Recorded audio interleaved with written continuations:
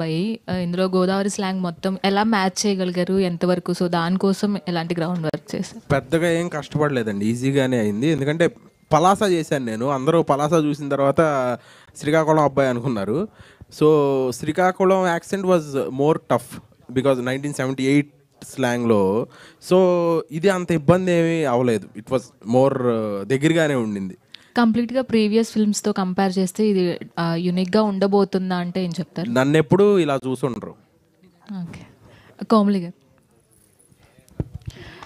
నిజంగానే యాక్షన్ రోల్స్‌కి ఒక మార్క్‌గా ఉండిపోయారు. వర్ష కావచ్చు, వండర్‌ఫుల్ క్యారెక్టర్స్ అన్నీ చేశారు మీరు. శశివదనేలో కూడా ఏమైనా అంటే లాట్స్ ఆఫ్ ట్విస్ట్స్ ఉంటాయి అన్నారు కాబట్టి ఇందులో కూడా ఏమైనా అదేమైనా కొంచెం యాడ్ చేశారా? ఏం యాడ్ చేశాను? ఏమైనా యాక్షన్ సీక్వెన్స్ లాంటివి ఏమైనా అలా కూల్ అండ్ కామ్ గానే కాకుండా? ఆ టాంజెంట్కి వెళ్ళకండి. మరి లంగావణి వేసుకొని ఫైటింగ్ చేస్తే అస్సలు బాగోదు స్క్రీన్ మీద. లేదు, ట్విస్ట్కి యాక్షన్కి సంబంధం లేదు. అంటే ఇవి ఎక్కడ ఏ ఏరియాలో షూట్ చేశారు? అండ్ అక్కడ మీకున్న స్పెషల్ మూమెంట్స్ కానీ షూట్ చేసే టైంలో? మేము చేసింది అమలాపురం బెండమూరు లంక అనే విలేజ్లో. లేదు, నాకు యాక్చువల్గా గుర్తుంటుంది. ఎందుకంటే చాలా అంటే అందరూ మనుషులు ఎప్పుడు మంచి వాళ్ళే నేను అనుకుంటా.